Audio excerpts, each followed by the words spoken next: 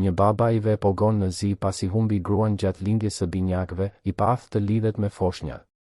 Kur shfaqet një kujdestare e papritur dhe fiton zemrat e të vegjëlve me empati të pastër, shtëpia nis të marrë jetë sërish.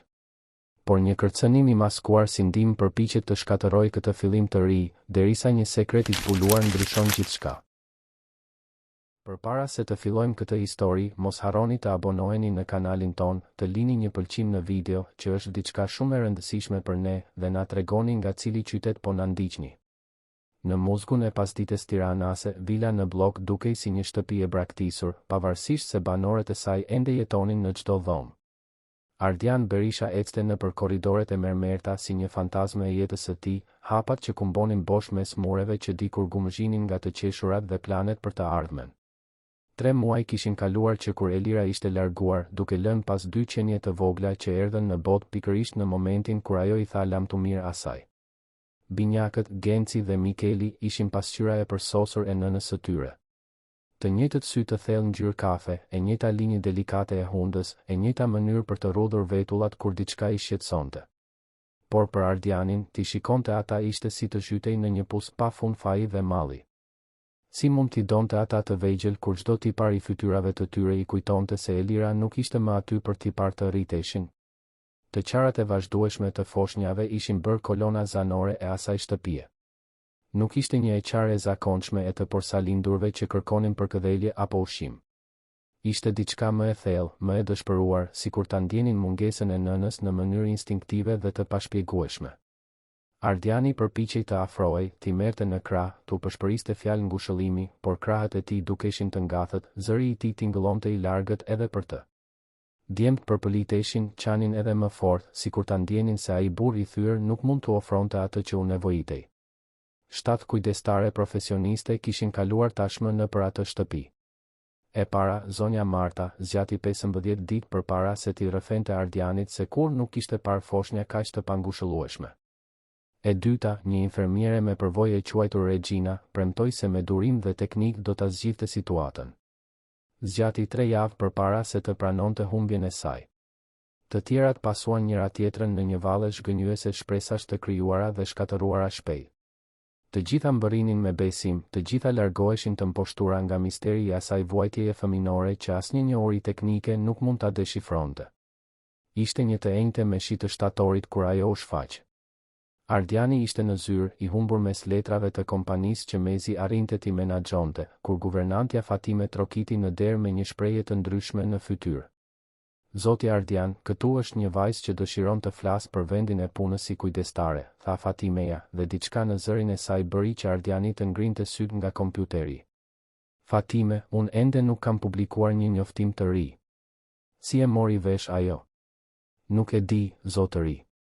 Ajo vetëm tha se e mori vesh që ju kishit nevojë për ndihmë me djemë. Ardiani pshërtiu duke kaluar duart nëpër flokët e tij të shpupuritur. Edhe një kandidate tjetër, edhe një shpresë tjetër që do të shndërrohej në zhgënjim. Por kishte diçka në shprehjen e Fatimes që e intrigoi. Në 50 e ca vitet e saj duke punuar për familjen, ajo rallëherë shfaqte habi të vërtetë. Në rregull, thuaj të hyj. Kur e reja hyri në zyrë, Ardiani ndjeu një familjaritet të çuditshëm, sikur ta njihte tashmë nga ndonjë vend që nuk mund ta lokalizonte në kujtesën e tij. Ajo duhet të ishte rreth 28 vjeçe, me flokë gështenjë të hapur të mbledhur në një topuz të thjeshtë, sy jeshil që transmetonin një qetësi të pazakonur. Nuk vishte rroba të shtrenjta apo grim të sofistikuar, por kishte një elegancë natyrale në gjestet e saj, një prani që mbushte ambientin pa arrogancë. Mirdita, zoti Berisha. Unë quhem Anila Koci. Mësova se po kërkoni dikë për t'u kujdesur për fëmijët tuaj. Zëri i saj ishte i butë, por i vendosur. Ardiani i bëri shenjë të ulej në koltukun përballë tryezës së tij. Zonjusha Koci, duhet t'ju paralajmëroj se kjo nuk është një situatë e thjeshtë. Kemi pasur disa profesioniste këtu dhe asnjëra nuk ka arritur. Ardiani u ndal në mes të fjalisë duke kuptuar sa dekurajuese tingëllonte kjo. Ju po thoshit se asnjëra nuk arriti t'i qetësonte foshnjat, plotësoi Anila me një buzëqeshje mirë kuptuese. E imagjinoj që duhet të jetë shumë e vështirë për të gjithë. Foshnjat ndjejnë shumë më tepër se sa imagjinojmë. Ato i kapin emocionet përreth, trishtimin, frikën, mallin. Ndonjëherë kanë nevojë për dikë që e kupton këtë gjuhë. Ardiani u habit nga natyrshmëria me të cilën ajo fliste për ndjenjat. Kandidatët e tjera gjithmonë fokusoheshin te teknikat, oraret, metodat shkencore të kujdesit për fëmijët. Ju keni përvojë me situata të vështira? Anila uli shikimin për një çast dhe Ardiani pa një hije të kalonte nëpër sytë e saj jeshil. Unë kam përvojë me braktisjen, zoti Berisha. E di si është të rritesh duke ndjerë se mungon diçka thelbësore. Dhe besoj se ndonjëherë kush e ka përjetuar mungesën, arrin ta njohë këtë mungesë edhe të tjerët. Kishte një sinqeritet të papërpunuar në ato fjalë që preku diçka të fjetur në gjoksin e Ardianit. Përpara se të mund të formulonte një përgjigje, e qara e binjakëve kumbonte nëpër korridor, ai tingull therrës që ishte bërë momenti më i keq i ditëve të tij. Ata po qajnë, tha Anila, duke u ngritur instinktivisht. Ata gjithmonë qajnë, u përgjigj Ardiani me një hidhërim që e befasoi. Fatimeja duhet të jetë duke u përpjekur t'i qetësoj, por a mund t'i shoh? Pyetja u bë me aq thjeshtësi sa Ardiani nuk diti si ta refuzonte. Ata ecën së bashku nëpër korridore deri në dhomën e foshnjave, ku Fatimeja po tunte Gencin në krah ndërsa Mikeli qante në djepin e tij. Dëshpërimi në zërin e dy djemve të vegjël ishte zemërthyes. Zonja Fatime, a mund të ma jepni Gencin? Fatimeja e shikoi Ardianin, i cili i bëri shenjë me kokë. Me kujdes, ajo ja kaloi foshnjën që qante në krahët e Anilës. Ajo që ndodhi më pas sfidoi çdo logjik që Ardiani njihte. Anila e mbajti Gencin me një natyrshmëri mbresëlënëse, sikur ta kishte bërë këtë mijëra herë. Por nuk ishte vetëm kaq.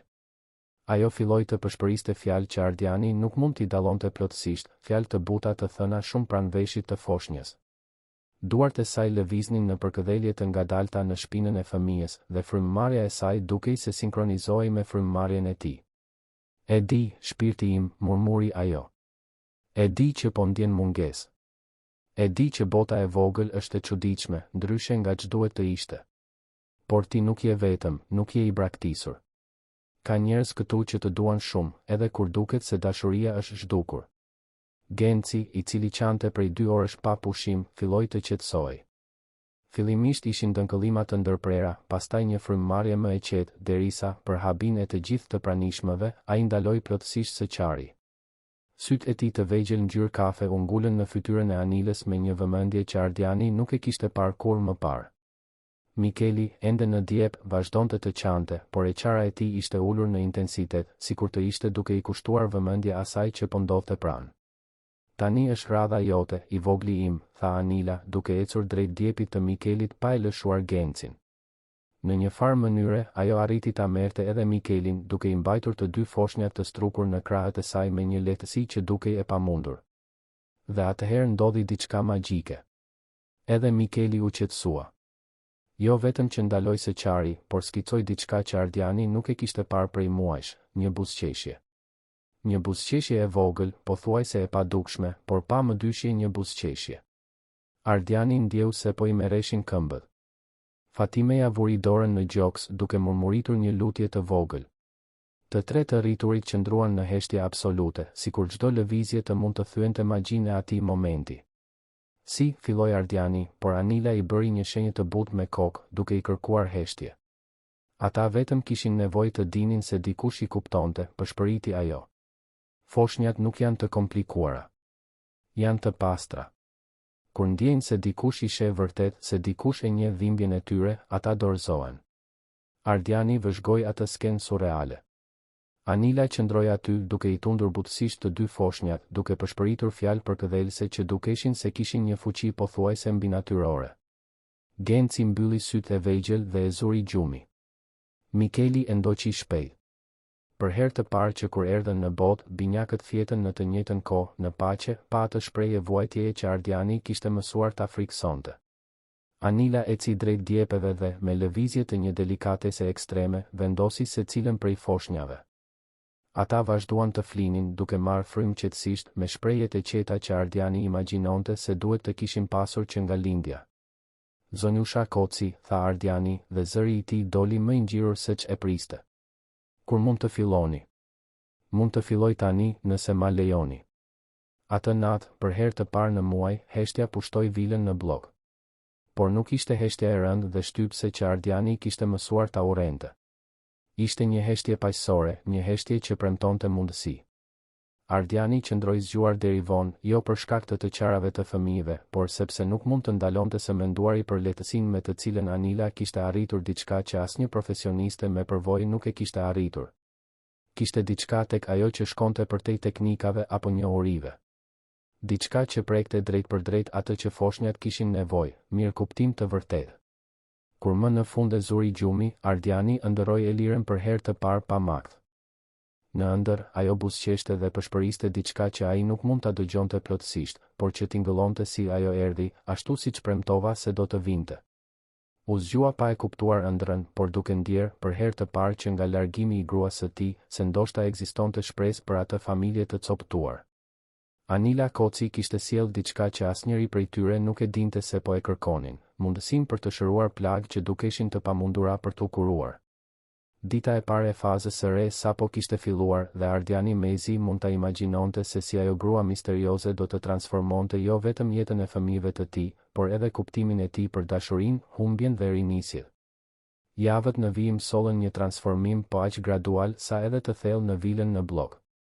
Ardiani zgjohej çdo ditë duke pritur të dëgjonte të qarat e dëshpëruara të binjakëve, por pritej nga tinguj që kishte harruar se ekzistonin, gurgullima të gëzueshme, të qeshura të vogla dhe, akoma më mbresëlënëse, heshtja e rehatshme e foshnjave të kënaqura. Anila ishte vendosur në dhomën e miqve pranë dhomës së fëmijëve dhe prania e saj dukej se rezatonte një energji të ndryshme në të gjithë shtëpinë. Ajo jo vetëm që kujdesej për foshnjat, ajo i kuptonte ata në një mënyrë që sfidonte çdo shpjegim logjik. Kur Genci zgjohej në mes të natës, ajo e dinte instinktivisht nëse ishte i uritur, i përgjumur apo thjesht kishte nevojë për përkëdhelje. Mikeli, më i ndjeshëm dhe qaraman, qetësohej vetëm me tingullin e zërit të saj që këndonte këngë të vogla që Ardiani nuk i kishte dëgjuar kurrë më parë. Nga vijnë këto këngë që u këndon atyre, e pyeti Ardiani një mëngjes, duke vëzhguar Anilën teksa ushqente Mikelin ndërsa Genci luante qetësisht në djepin e tij. Janë këngë që i shpikja kur isha e vogël, u përgjigj ajo, pa i ngritur syt nga foshnja. Kur ndihesha e humbur apo e frikësuar, krijoja melodi në kokën time. Muzika ka qenë gjithmonë mënyra ime për t'u qetësuar. Ardiani vuri re hijen që kaloi në përfytyrën e saj kur përmendi fëmijërinë, por nuk këmbënguli. Kishte mësuar se Anila mbante plagët e saj dhe respektonte misterin që e rrethonte. Ajo që kishte rëndësi ishte mrekullia e përditshme që ajo bënte me fëmijët e tij. Fatimeja, e cila punonte në familje prej dekadash, i rrëfeu Ardianit se kur nuk kishte parë diçka të tillë. Zoti Ardian është sikur ajo flet gjuhën e foshnjave, thoshte guvernantja, duke tundur kokën e mahnitur. Dhe shikoni si kanë ndryshuar. Genci tashmë po përpiqet të ulet vetë dhe Mikeli i buzëqesh kujdo që i afrohet. Më parë, ata vetëm qanin. Ishte e vërtetë. Genci ishte bërë një foshnjë kurioztare dhe aktive, gjithmonë duke u përpjekur të arrinte objektet me ngjyra që Anila i shpërndante rreth djepit të tij. Mikeli, megjithse ende më i rezervuar, kishte zhvilluar një buzëqeshje të ndritshme që shkrinte zemrën e kujto. Por më mbresëlënëse ishte se si ata reagonin ndaj pranisë së babait të tyre. Në fillim, Ardiani ende mbante një distancë të kujdesshme.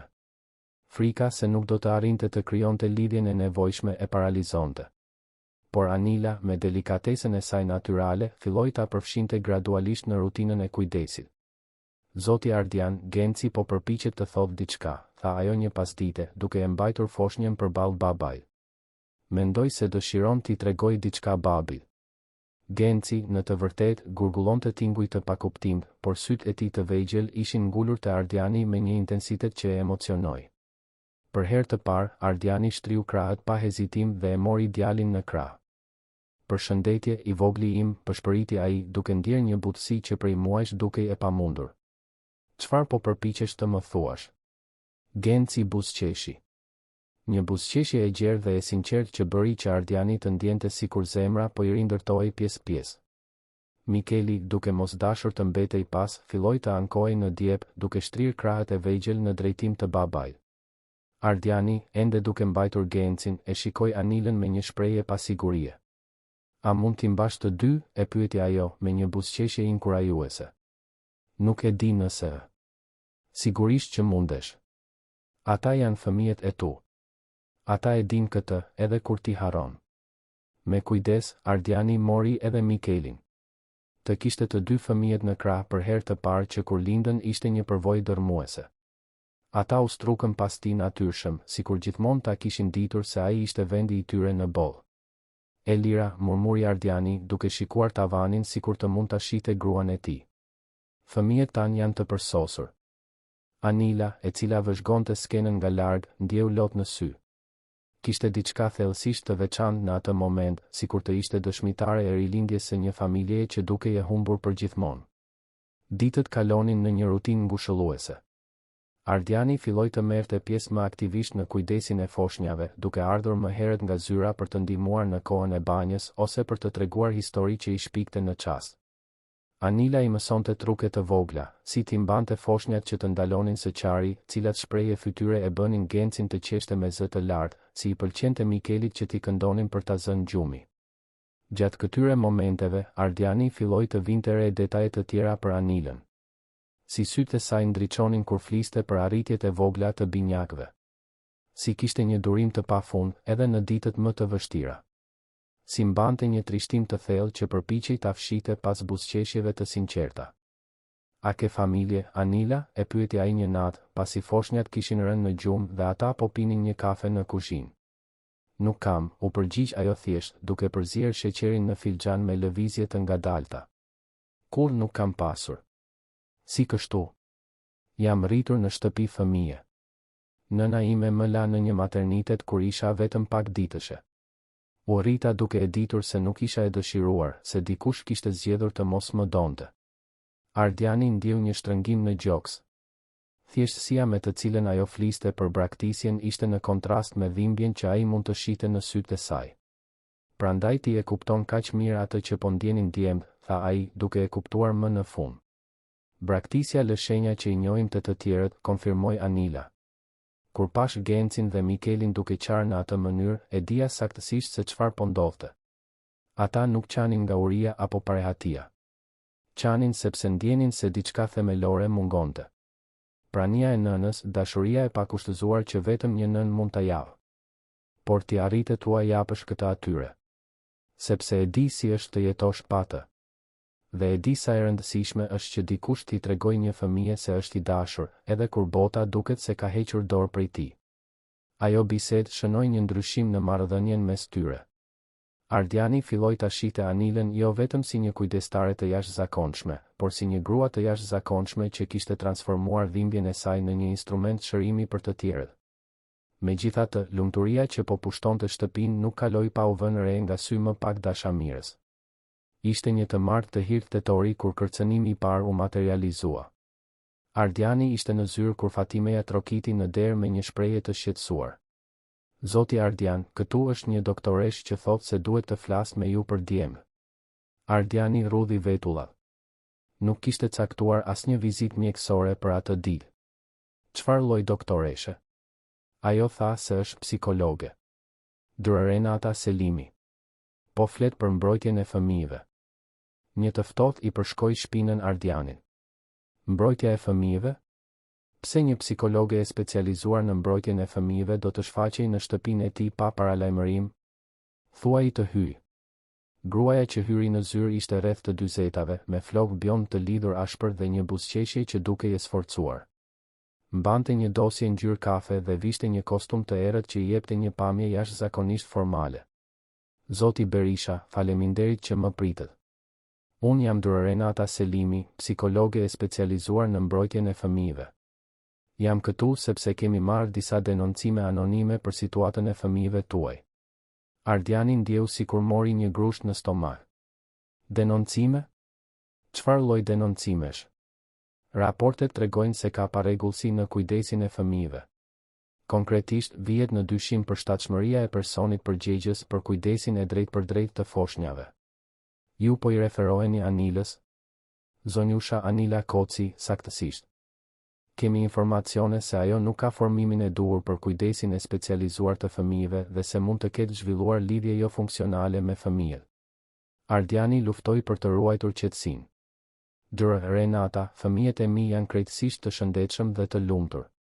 Anila është një kujdestare e jashtëzakonshme. E kuptoj perceptimin tuaj, zoti Berisha, por lidhjet tepër intensive midis kujdestarëve dhe fëmijëve mund të jenë të dëmshme për zhvillimin emocional të vegjëlve. Fëmijët duhet të mësojnë të përballojnë ndarjet dhe nuk mund të varen ekskluzivisht nga një figurë e vetme. Fëmijët e mi nuk varen ekskluzivisht prej saj. Unë jam shumë i pranishëm në rritjen e tyre. Por sipas raporteve tona, ka pasur një periudhë kur ju jeni larguar emocionalisht nga fëmijët, apo jo? Dhe se Zonjusha Koci praktikisht mori rolin e figurës amtare? Ardiani ndjeu një zemërim që filloi të digjej në gjoks. Si dinte kjo grua detaje kaq intime për familjen e tij? Kush i kishte dhënë këto informacione? Renata, nuk e di kush jua ka dhënë këto informacione, por mund t'ju garantoj se fëmijët e mi po marrin gjithë dashurinë dhe kujdesin që meritojnë. Jam e sigurt se qëllimet tuaja janë më të mirat, zoti Berisha. Por ndonjëherë, kur përballemi me zinë dhe traumën, perceptimi ynë mund të komprometohet. Është e zakonshme që prindërit në zi të kenë vështirësi për të vlerësuar objektivisht se çfarë është më e mira për fëmijët e tyre. Insinuata se ai nuk ishte në gjendje të merrte vendime për fëmijët e tij e zemëroi Ardianin, por ai e detyroi veten të ruante qetësinë. Çfarë saktësisht po propozoni? Për momentin, një vlerësim më të detajuar të situatës. Do të doja të flisja me Zonjushën Koci dhe të vëzhgoja ndërveprimin e saj me fëmijët. Në varësi të asaj që gjejmë, mund të jetë e nevojshme të konsiderojmë masa më drastike. Masa drastike? Largimi i përkohshëm i fëmijëve në një mjedis më të përshtatshëm ndërsa situata rivlerësohet. Ardiani duhet të mbahej pas tryezës për të mos humbur plotësisht kontrollin. Renata, fëmijët e mi nuk do të dalin nga kjo shtëpi. Ata janë të sigurt, të dashur dhe të kujdesur. E kuptoj rezistencën tuaj, por duhet t'ju kujtoj se interesi i fëmijëve është mbi çdo interes tjetër. Nëse konsiderojmë se ka rreziqe për mirëqenien e tyre, ne kemi autoritetin ligjor për të ndërhyrë. Kërcënimi i fshehtë e bëri ajrin e zyrës të tensionuar dhe të rëndë. Ardiani kuptoi se ishte përballë diçkaje shumë më të madhe dhe më të rrezikshme se sa një vlerësim i thjesht rutinë. Kur keni ndërmend ta bëni këtë vlerësim? Nesër në mëngjes, nëse nuk ka kundërshtime. Dhe nëse unë kundërshtoj? Ju keni të drejtë të kundërshtoni, por kjo mund të interpretohet si mungesë bashkëpunimi me autoritetet kompetente. Gjë që në vetvete mund të konsiderohet si një tregues se ka diçka për të fshehur. Ardiani kuptoi se ishte i bllokuar në një lojë shahu ku nuk i njihte rregullat dhe ku çdo lëvizje mund të përdorej kundër tij. Në rregull. Nesër në orën 9 të mëngjesit. Pasi psikologjia u largua, Ardiani mbeti vetëm në zyrë, duke u përpjekur të përpunonte atë që sapo kishte ndodhur. Si ishte e mundur që dikush të vinte në dyshim aftësinë e Anilës, pikërisht personit që kishte shpëtuar familjen e tij nga dëshpërimi? Ai u ngjit në dhomën e foshnjave, ku gjeti Anilën duke luajtur me binjakët në tapetin me ngjyra. Genci po përpiqej të zvarritej drejt një lodre muzikore, ndërsa Mikeli vëzhgonte gjithçka me sytë e tij të mëdhenj dhe të vëmendshëm. Skena ishte e një normaliteti dhe lumturie që binte ndesh brutalisht me akuzat që sapo kishte dëgjuar. Anila, duhet të flasim. Ajo e kuptoi menjëherë tonin e shqetësuar në zërin e tij dhe u ngrit, duke i lënë foshnjat në nënvështrimin e vëmendshëm të Fatimes. Në zyrë, Ardiani i tregoi të gjithë bisedën me psikologen. Vëzhgoi se si fytyra e Anilës u zbej gradualisht, se si duart e saj filluan të dridheshin lehtë. Dikush na ka denoncuar, tha ajo me zë të ulët. Dikush që njeh detaje për rutinën tonë, për mënyrën se si ishin gjërat më parë dhe si janë tani. Por kush? Dhe pse? Nuk e di, por kam një parandjenje të keqe për këtë psikologe. Diçka në gjithë këtë histori nuk ka kuptim. Ardiani ra dakord.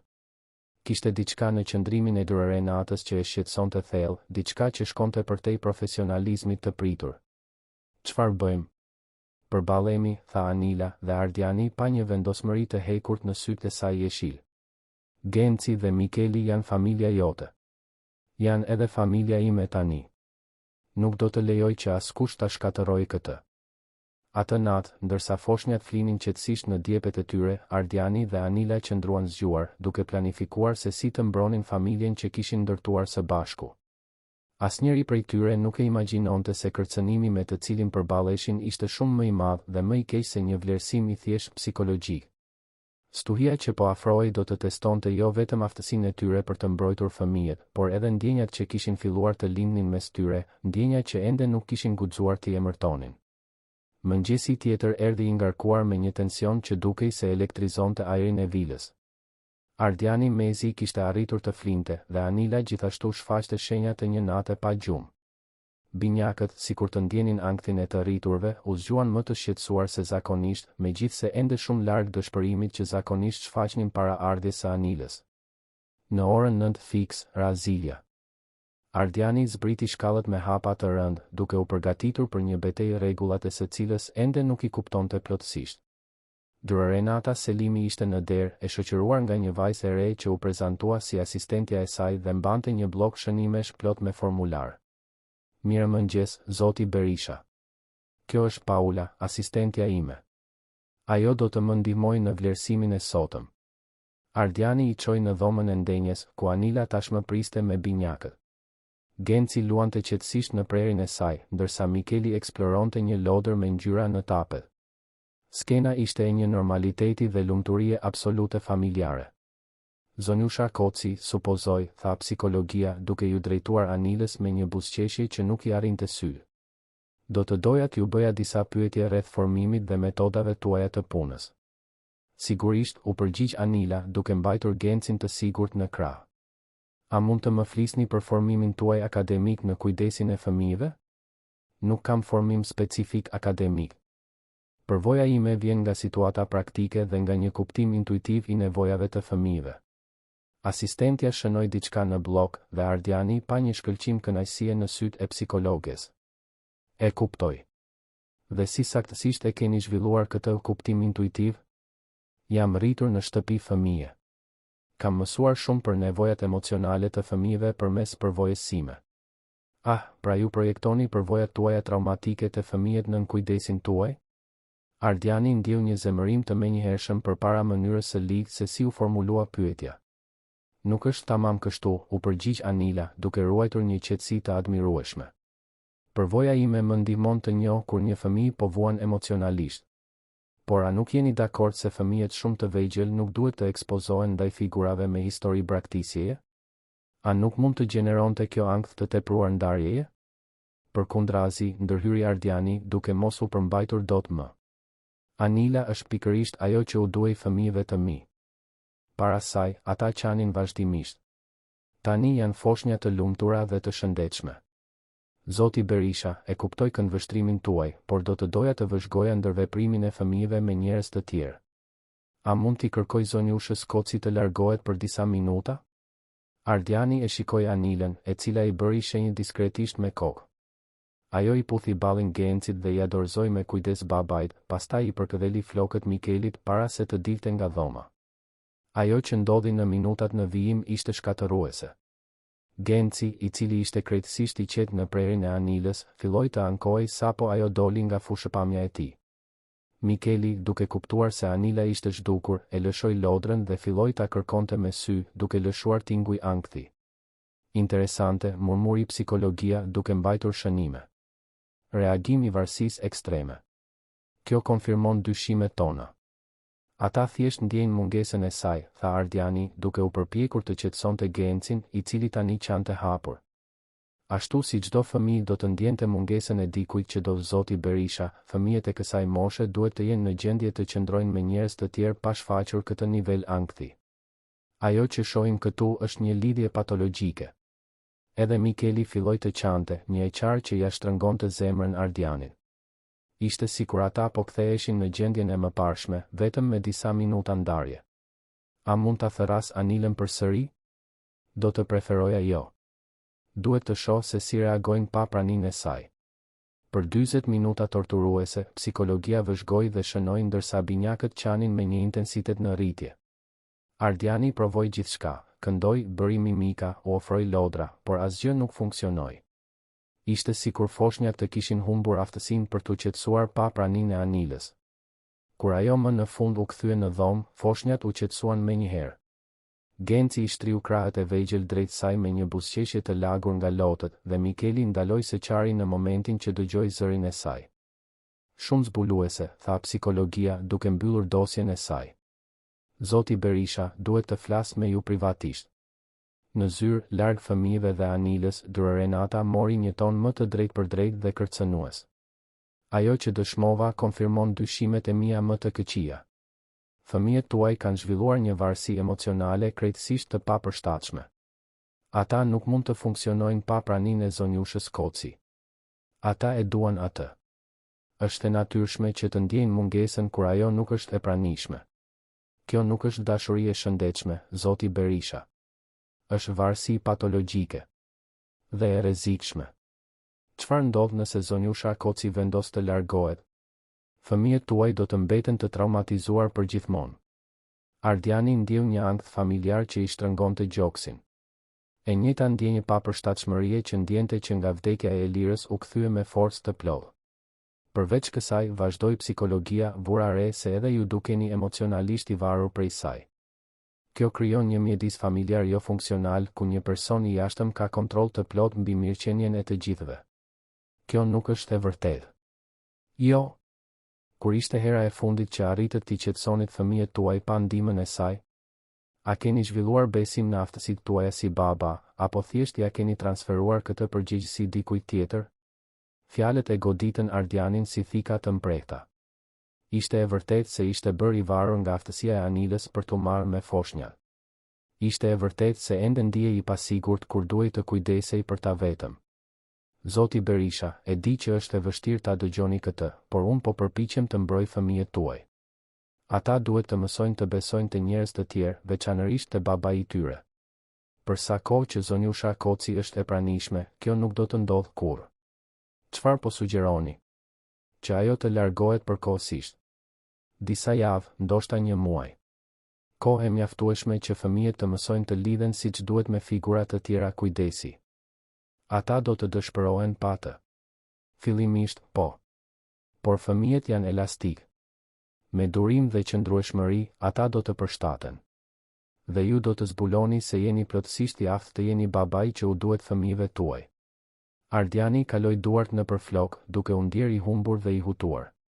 Kishte kaluar muaj duke besuar se Anila ishte shpëtimi i familjes së tij, dhe tani një profesioniste e specializuar po thoshte pikërisht të kundërtën. Duhet të mendohem. Sigurisht. Por mos u vononi shumë. Sa më shumë kohë të kaloj, aq më e vështirë do të jetë të thyet kjo varësi. Pasi psikologjia u largua, Ardiani mbeti vetëm në zyrë, i zhytur në një vorbull dyshimesh dhe faji. Po sikur ajo të kishte të drejtë? Po sikur ai po i dëmtonte fëmijët nga frika për t'u përballur me papërshtatshmëritë e tij si baba? Unë gjit në dhomën e foshnjave, ku gjeti Anilën duke kënduar me zë të ulët ndërsa binjakët flinin qetësisht. Skena që më pari sillte paqe, tani i zgjonte pyetje të dhimbshme. Anila, a mund të flasim? Ajo e ndoqi në zyrë dhe Ardiani pa në sytë e saj se ajo tashmë e dinte se çfarë do të thoshte ai. Ajo arriti të binte, apo jo? Nuk është se më bindi. Është se ndoshta ajo ka të drejtë për disa gjëra. Ndoshta unë të kam transferuar përgjegjësi që duhet të ishin të mia. Ardian, ti je një baba i mrekullueshëm. Kam parë si je rritur në këta muaj, si u je afruar fëmijëve. Por gjithmonë me ty pranë. Vetëm, unë ende ndihem i humbur. Anila qëndroi në heshtje për një moment të gjatë dhe kur foli, zëri i saj ishte i ngarkuar me një trishtim të thellë. Nëse ti beson se unë po u bëj keq Gencit dhe Mikelit, atëherë duhet të largohem. Nuk është se po u bën keq. Është se ndoshta ata duhet të mësojnë të jetojnë pa u varur kaq shumë prej teje. Po ti? Edhe ti duhet të mësosh të jetosh pa u varur prej meje? Pyetja e goditi Ardianin në shenjë. Në muajt e fundit, Anila ishte bërë shumë më tepër se një kujdestare. Ajo ishte bërë besimtarja e tij, burimi i tij i forcës, personi që bënte të mundur përballimin e çdo dite të re. Por ndoshta psikologjia kishte të drejtë. Ndoshta kjo varësi ishte e dëmshme për të gjithë. Ndoshta po. Anila tundi kokën ngadalë, sikur tashmë e priste atë përgjigje. Kur dëshiron që të shkoj? Sot do të ishte e mundur? Dhimbja që kaloi nëpër sytë e saj ishte si një thik në zemrën e Ardianit, por ai e detyroi veten të mbante vendimin. Ishte për të mirën e fëmijëve. Ishte për të mirën e të gjithëve. Sigurisht. Do të bëj gati gjërat e mia 2 orë më vonë, Ardiani vëzhgonte Anilën duke mbajtur valixhen e saj të vetme drejt taksisë që do ta largonte. Ajo u ishte përshëndetur foshnjave me lot në sy, duke u përshpëritur fjalë dashurie që ata ishin ende shumë të vegjël për t'i kuptuar, por që dukej se i ndjenin thellësisht. Genci dhe Mikeli kishin qarë gjatë gjithë lamtumirës, sikur të kuptonin se diçka themelore po u hiqej nga jeta e tyre. Kujdesuni për veten, tha Anila, duke e shikuar për herë të fundit Ardianin. Dhe mos harro, ata janë më të fortë se sa mendon ti dhe ti gjithashtu. Taksia u largua, duke marrë me vete personin që i kishte kthyer jetën asaj familjeje. Ardiani qëndroi në derë duke mbajtur 2 foshnjat që qanin pa ngushëllim, duke pyetur veten nëse kishte marrë vendimin e duhur. Përgjigja erdhi në orët në vijim. Genci dhe Mikeli hynë në një gjendje dëshpërimi që bëri që Ardiani të rjetonte makthet e tij më të këqija. Ata qanin pa pushim, refuzonin të hanin, nuk arrinin të flinin. Ishte sikur të ishin kthyer saktësisht në gjendjen para ardhjes së Anilës. Për 3 ditë, Ardiani i provoi gjithçka. Punsoi një kujdestare të re, thiri pediatër, provoi metoda të ndryshme për të qetësuar foshnjat. Asgjë nuk funksionoi. Binjakët kishin hyrë në një lloj depresioni fëmijëror që i friksonte të gjithë në shtëpi. Fatimeja, duke parë dëshpërimin e fëmijëve, e konfrontoi Ardianin drejt për drejt. Zoti Ardian, me gjithë respektin, ju keni bërë një gabim të tmerrshëm. Këta fëmijë po vuajnë në një mënyrë që nuk është e natyrshme. Psikologjia tha se ata do të përshtateshin. Cila psikologe, zotëri? Çfarë lloj profesionisteje i ndan foshnjat nga personi që i do më shumë në botë? Ishte atë natë, kur foshnjat qanin prej orësh të tëra dhe Ardiani ndjente se do të çmendej, që Fatimeja bëri një sugjerim të papritur. Zoti Ardian, pse nuk kërkoni në gjërat e zonjës Elira? Ndonjëherë, kur jemi të humbur, përgjigjet janë aty ku më pak i presim. Ardiani u ngjit në dhomën që kishte qenë e Elirës, një hapësirë që e shmangte që nga vdekja e saj. Rrobat e saj ishin ende në dollap, librat e saj në raft, objektet e saj personale saktësisht siç i kishte lënë. Ishte duke rrëmuar në një sirtar të komodinës që Ardiani gjeti një kuti druri që nuk i kujtohej ta kishte parë më parë. Brenda saj, mes fotografive dhe kujtimeve të vogla, ishte një zarf me emrin e tij të shkruar me shkrimin delikat të Elirës. Me duar që i dridheshin, ai hapi letrën. Dashuria ime Ardian, nëse po e lexon këtë, është sepse diçka ka ndodhur me mua gjatë lindjes. E di që mund të duket e çuditshme që po shkruaj një letër të tillë, por ditët e fundit kam pasur ëndra shumë të gjalla dhe preferoj të jem e përgatitur. Dua të dish se, çfarëdo që të ndodh, fëmijët tanë do të lindin të rrethuar me dashuri. Kam njohur një person shumë të veçantë gjatë një prej vizitave në spital. Anila Koci, një infermiere me një zemër të madhe dhe një aftësi të jashtëzakonshme për t'u marrë me fëmijët. Kemi biseduar shumë dhe unë ndjeva menjëherë se ajo ishte dikush të cilit mund t'i besoja. Ardian, nëse diçka më ndodh, kërkoi Anilën. Ajo premtoi se do të kujdesej për foshnjat tona nëse do të kisha nevojë. Nuk është vetëm një premtim profesional. Është një angazhim nga zemra. Ajo e kupton dhimbjen në një mënyrë që pak kush e kupton, dhe kjo e bën atë të veçantë. Ka diçka tjetër që duhet të dish. Gjatë një prej vizitave të mia në spital, një psikologe u shfaq duke bërë pyetje të çuditshme për familjen tonë. Ajo donte të dinte për situatën tonë financiare, për planet tona për fëmijët, për kush do të kujdesej për ta. Diçka në sjelljen e saj më bëri të ndihem në siklet. Kur pyeta për emrin e saj në spital më vonë, më thanë se nuk kishte asnjë psikologe me emrin që ajo më dha. Ki kujdes nga kjo grua, Ardian. Diçka më thotë se ajo nuk është e besueshme. Kujdesu për veten, dashuria ime. Kujdesu për fëmijët tanë. Dhe mos harro, dashuria e vërtet shfaqet në mënyra të papritura, dhe kur të shfaqet, mos ki frikë ta pranosh. Përgjithmonë e jotja, Elira. Ardiani e rilexoi letrën 3 herë përpara se kuptimi i saj i plot të vendosej. Anila nuk ishte shfaqur rastësisht në jetën e tij. Elira e kishte dërguar. Dhe psikologjia që e kishte bindur ta largonte ishte pikërisht personi për të cilin Elira e kishte paralajmëruar. Ai kishte bërë një gabim të tmerrshëm. Jo vetëm që kishte larguar personin që fëmijët e tij e donin më shumë, por kishte rënë në kurtin e një gruaje për të cilën Elira dyshonte prej muajsh. Me letrën ende në duar, Ardiani vrapoi poshtë shkallëve dhe e pyeti Fatimen nëse e dinte se ku kishte shkuar Anila. Nuk e di, zotëri, por mund të përpiqem ta zbuloj. Ishte recepcionistja e një prej spitaleve ku Ardiani kishte telefonuar duke e kërkuar atë që më në fund dha një të dhënë. Ah, Anila Koci? Ajo punonte këtu deri para disa ditësh. Tha se po largohej nga Tirana. Mendoj se shkoj në Durrës për të qëndruar në një bujtin afër stacionit të autobusëve. Ardiani nuk u mendua dy herë. I la foshnjat me Fatimen dhe një kujdestare të re dhe mori makinën, duke vozitur si një njeri i dëshpëruar nëpër rrugët që çonin në Durrës. Duhej ta gjente Anilën. Duhej të sillte përsëri personin që kishte shpëtuar familjen e tij dhe që ai e kishte larguar nga frika dhe pasiguria e pastër. Ndërsa voziste, mund të dëgjonte mendërisht të qarat e Gencit dhe Mikelit dhe e dinte se çdo minutë larg Anilës ishte një minutë më shumë vuajtje e panevojshme për fëmijët e tij. Letra e Elirës i diqte në xhep, duke i kujtuar se dashuria e vërtet, kur shfaqet, nuk duhet refuzuar nga frika. Dhe Ardiani e dinte tani, me siguri absolute, se ishte i dashuruar me Anilën Koci, gruan që Elira e kishte dërguar për të shpëtuar jo vetëm fëmijët e tij, por edhe shpirtin e tij. Shiu i imët që binte mbi Durrës atë natë tetori i bënte rrugët të rëshitshme dhe shikimin të vështirë, por Ardiani voziste me vendosmërinë e një njeriu që më në fund kishte kuptuar se çfarë kishte vërtet rëndësi. Me çdo kilometër të përshkuar, letra e Elirës dukej se pulsonte në xhepin e tij, duke i kujtuar se kishte injoruar shenjat më të dukshme dhe pothuajse kishte shkatëruar familjen që e donte aq shumë. Bujtina Këndi i Paqes ndodhej në një rrugë të qetë pranë qendrës së Durrësit, një ndërtesë e thjeshtë dykatëshe me fasadë të verdhë të zbehtë dhe kopsht të pakujdesur. Ardiani parkoi makinën dhe vrapoi drejt recepcionit, ku një zonjë e moshës së mesme shikonte televizor pas banakull. Mirëmbrëma, po kërkoj një mysafire të quajtur Anila Koci. Recepcionistja e ekzaminoi me një farë dyshimi para se të përgjigjej. Dhoma 16, kati 2. Por është pothuajse ora 11 e natës, zotëri.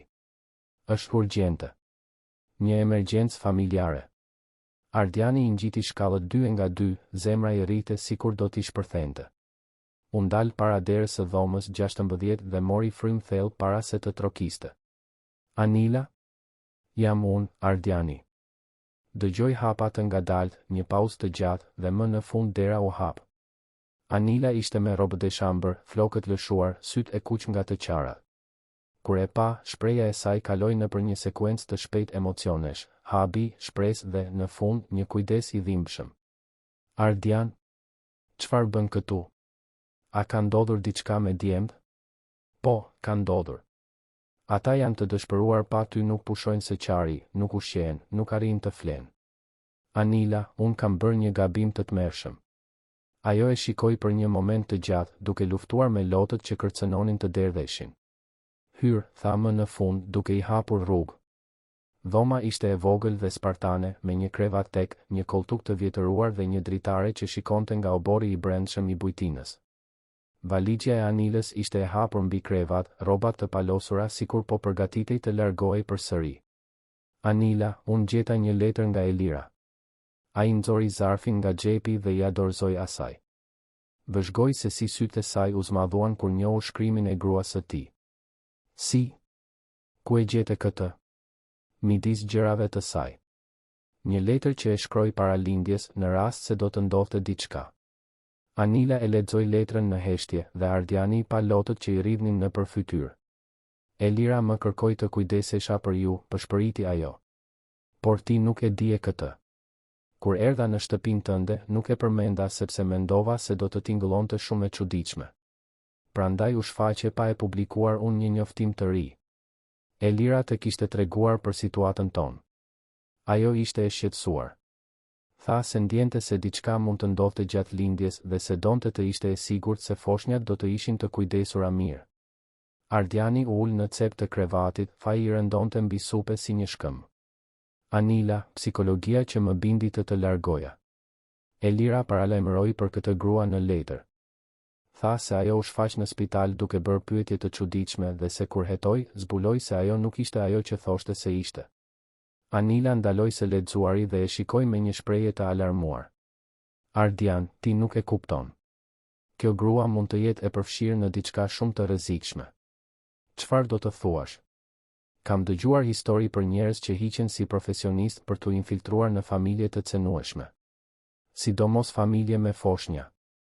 Ekziston një treg i tmerrshëm për fëmijët e vegjël. Gjaku i Ardianit u ngrin. Mundësia që Anila po sugjeronte ishte tepër e tmerrshme për t'u menduar. Ti mendon se ajo? Nuk e di, por duhet të kthehemi. Tani. Ata bën rrugën e kthimit për në Tiranë në një heshtje të tensionuar, secili i humbur në mendimet e errëta për implikimet e mundshme të situatës. Anila mbante letrën e Elirës në gjoks si një hajmali mbrojtëse. Arritën në vilën në blok në orën 3 të mëngjesit. Edhe para se të hapnin derën, mund të dëgjonin të qarat e dëshpëruara të binjakëve që kumbonin nëpër shtëpi. Fatimeja u shfaq në korridor, e raskapitur dhe e shqetësuar. Faleminderit Zotit që u kthyet. Zoti Ardian, djemt janë shumë keq. Nuk arrin të qetësohen as pak. Anila u ngjit me vrap në dhomën e foshnjave, dhe ajo që ndodhi më pas ishte si të dëshmoje një mrekulli. Në momentin që Genci dhe Mikeli dëgjuan zërin e saj, e qara pushoi papritur. Kur ajo hyri në dhomë dhe ata e pan, transformimi ishte i menjëhershëm dhe dramatik. Genci i shtriu krahët e vegjël drejt saj me një buzëqeshje të lagur nga lotët, ndërsa Mikeli filloi të gurgullonte tinguj gëzimi.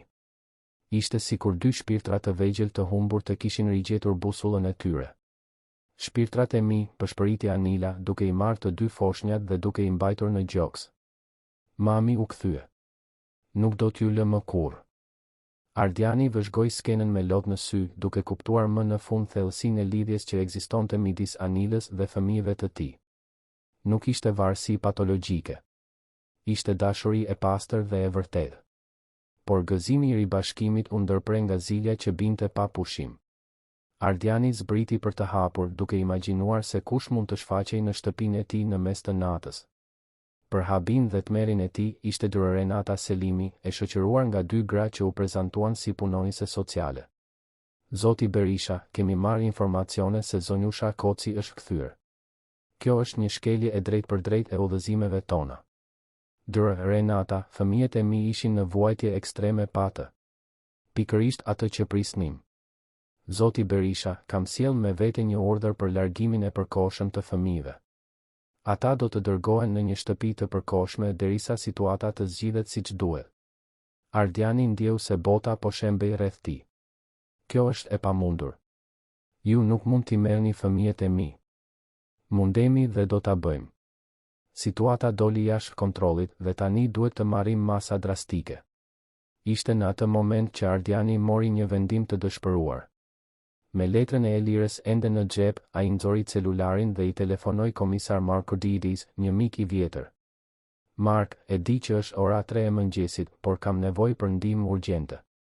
Dikush po përpiqet të më marrë fëmijët bazuar në akuza të rreme. Ndërsa fliste në telefon, Ardiani vëzhgonte psikologen dhe shoqërueset e saj me dyshim në rritje. Diçka në sjelljen e tyre nuk përputhej me profesioniste të vërteta të shqetësuara për mirëqenien e fëmijëve. Marku mbërriti 20 minuta më vonë, i shoqëruar nga dy policë. Ardiani i kishte shpjeguar situatën shpejt në telefon, duke përfshirë dyshimet e ngritura nga letra e Elirës. Renata Selimi, tha Marku, duke ju afruar psikologes. A mund të na tregoni dokumentacionin tuaj zyrtar? Sigurisht, u përgjigj ajo, por Ardiani vuri re një hezitim në zërin e saj që nuk e kishte vënë re më parë. Ndërsa ajo kërkonte dokumentet në çantë, Marku i përshpëriti Ardianit, bëm një verifikim të shpejtë. Nuk ekziston asnjë Renata Selimi e regjistruar në urdhrin e psikologut të Tiranës. Gjaku i Ardianit u ngrin. Dyshimet e tij më të këqija po konfirmoheshin. Ja ku janë, tha gruaja, duke i dorëzuar një kartë profesionale Markut. Komisari e ekzaminoi dokumentin për disa sekonda para se t'ia kthente me një shprehje serioze. Ky dokumentacion është i falsifikuar. Zonjë, duhet të na shoqëroni për sqarime. Ajo që ndodhi më pas ishte një sekuencë e shpejtë dhe tronditëse ngjarjesh. Psikologjia e rreme u përpoq të vraponte, por u ndalua nga policët. Njëra nga punonjëset sociale u përpoq të argumentonte, por Marku tashmë kishte kërkuar verifikimin e identiteteve të tyre gjithashtu. Nën marrjen në pyetje në komisariat, e vërteta doli në dritë në mënyrë të tmerrshme. Gruaja që hiqej si Renata Selimi ishte në të vërtetë Sandra Moreira, e përfshirë në një rrjet ndërkombëtar të birësimit ilegal. Metoda e saj konsistonte në identifikimin e familjeve të cenueshme, veçanërisht të vejushëve ose nënave beqare me foshnja, dhe krijimin e situatave të ndarjes së detyruar midis prindërve dhe fëmijëve. Ajo rrëfeu gjithçka, i raportoi Marku Ardianit ditën tjetër. Plani ishte t'ju binte se po i dëmtonit fëmijët, t'ju ndante nga Anila dhe pastaj të shfaqej me urdhrin e Rem për të marrë foshnjat. Ata tashmë kishin blerës në Shtetet e Bashkuara të gatshëm të paguanin një shumë të madhe për binjak të shëndetshëm. Ardiani ndjeu të përziera kur imagjinoi fatin që do të kishin pasur fëmijët e tij nëse nuk do të kishte gjetur letrën e Elirës në kohë. Si e mori vesh për familjen tonë? Me sa duket, ajo kishte kontakte në spitalin ku gruaja juaj bënte kontrollet para lindjes. Dikush i kaloi informacione për situatën tuaj, i ve së fundmi, 2 foshnja, familje e pasur. Profili i përsosur për mashtrimin e saj. Hetimi zbuloi se Sandra dhe rrjeti i saj kishin vjedhur 10 fëmijë gjatë viteve, gjithmonë duke përdorur të njëjtën strategji, të infiltroheshin si profesionistë shëndetësie, të krijonin mosbesim dhe ndarje, dhe pastaj të shfaqeshin me dokumentacion të Rem për të mbrojtur fëmijët. 2 javë më vonë, kur e gjithë situata ligjore u zgjidh dhe Sandra ishte në burg në pritje të gjykimit, Ardiani më në fund pati guximin të fliste për ndjenjat që kishte zbuluar gjatë atyre ditëve të tmerrshme. Ishte një pasdite e diel me diell. Anila luante me Gencin dhe Mikelin në kopshtin e vilës, të tre duke qeshur me diçka që vetëm ata e kuptonin. Duke vëzhguar atë sken, Ardiani ndjeu një siguri absolute për atë që donte për pjesën tjetër të jetës së tij. Anila, e thiri ai, duke ju afruar grupit. A mund të flas me ty? Ajo i la foshnjat të luanin në bar në vështrimin e vëmendshëm të Fatimes dhe e ndoqi deri tepër gola e mbuluar me Yasemin ku Ardiani kishte kaluar kaq shumë pasdite të lumtura me Elirën. Anila, duhet të them diçka që e kam ndjer prej shumë kohësh, por që vetëm pata guximin ta pranoja kur pothuajse të humba. Ajo e shikoi me ata sy jeshil që ishin bërë porti i sigurt i të gjithë familjes. Elira të dërgoi tek ne. Nuk kam asnjë dyshim për këtë. Por ajo që filloi si përmbushje e një premtimi u shndërrua në diçka shumë më të madhe. Ardiani u gjunjëzua para saj, duke nxjerrë nga xhepi një kuti të vogël kadifeje blu. Anila Koci, ti i ktheve fëmijët e mi në jetë. Ti më ktheve mua në jetë. Ti na mësove se është e mundur të duash përsëri pas humbjes, se është e mundur të ndërtosh një familje aty ku më parë kishte vetëm dhimbje. Lotët filluan të rridhnin nëpër fytyrën e Anilës. Të dua, vazhdoi Ardiani, duke hapur kutinë dhe duke zbuluar një unas diamanti të thjeshtë dhe elegante. Të dua sikur nuk kam menduar se do të ishte e mundur të doja përsëri. A do të martohesh me mua? A do të zyrtarizojmë atë që tashmë jemi, një familje? Anila shikoi Gencin dhe Mikelin, të cilët luanin të gëzuar në bar, pastaj shikoi Ardianin të gjunjëzuar para saj dhe ndjeu zemrën t'i mbushej me një lumturi që kur nuk e kishte imagjinuar të ishte e mundur. Ardian, edhe unë të dua. Ju dua të treve më shumë se jetën time. Po, dua të martohem me ty, dua të jem nëna e Gencit dhe Mikelit. Dua të jemi një familje e vërtetë. Ardiani i rëshiti unazën në gisht dhe e puthi butësisht, duke vullosur një premtim dashurie që kishte lindur nga dhimbja, por që do të shndërrohej në gëzim të pafund. Genci dhe Mikeli, sikur të kuptonin rëndësinë e momentit, filluan të gurgullonin dhe të duartrokisnin, duke shkaktuar të qeshura të emocionuara tek të rriturit. 3 muaj më vonë, një të shtunë me diell janari, Ardiani dhe Anila u martuan në një ceremoni intime në kopshtin e vilës. Genci dhe Mikeli, tani pothuajse 1 vjeç, shërbyen si shoqërues të vegjël, të mbajtur në krah nga Fatimeja deri në altarin e improvizuar nën pemë. Gjatë ceremonisë, Ardiani ndjeu praninë e Elirës si një flak të butë që i prekte fytyrën dhe ishte i sigurt se ajo ishte aty, duke buzëqeshur teksa shihte familjen që kishte ndihmuar të krijonte përmes letrës së saj profetike. Unë, Ardian, të marr ty Anila si gruan time, tha ai, duke e shikuar në sy gruan që kishte shpëtuar familjen e tij. Premtoj të dua, të respektoj dhe të kujdesem jo vetëm si grua, por si nën e fëmijëve tanë. Unë, Anila, të marr ty Ardian si burrin tim, u përgjigj ajo me zë të dridhur. Dhe premtoj t'i dua Gencin dhe Mikelin si fëmijë të zemrës sime, duke nderuar gjithmonë kujtimin e Elirës, e cila më dërgoi të kujdesesha për atë që ajo donte më shumë në boll. Kur u puthën, duke vullosur bashkimin, Genci bërtiti mamin për herë të parë, duke bërë që të gjithë të pranishmit të shpërthenin në lot emocionesh.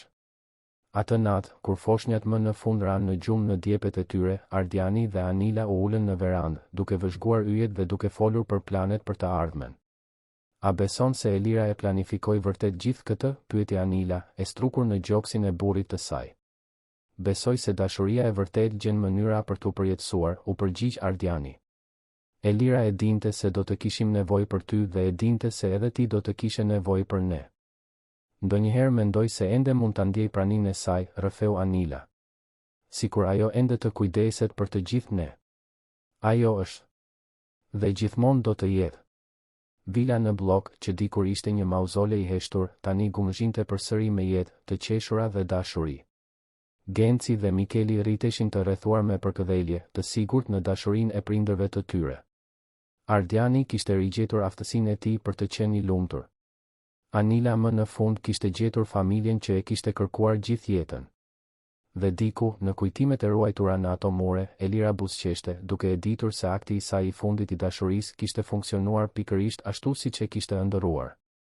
Jeta kishte dëshmuar edhe një herë se dashuria e vërtet është e pashkatërueshme, dhe se edhe në rrethanat më të dhimbshme, gjithmonë ka vend për rinisje dhe lumturi të reja. Të dashur dëgjues, shpresojmë që historia e Ardianit, Anilës, Gencit dhe Mikelit t'ju ketë prekur thellë në zemër. Nëse jeni emocionuar me këtë udhëtim dashurie, humbjeje dhe rilindjeje, lini pëlqimin tuaj, abonohuni në kanalin ton dhe na tregoni në komente se cili moment ju ka prekur më shumë. Çdo ditë, ne sjellim histori intensive si kjo, që zbulojnë anën më të bukur dhe transformuese të zemrës njerëzore. Ju presim në episodin e ardhshëm me një tjetër rrëfim që do t'ju bëjë të besoni në fuqinë e dashurisë së vërtetë.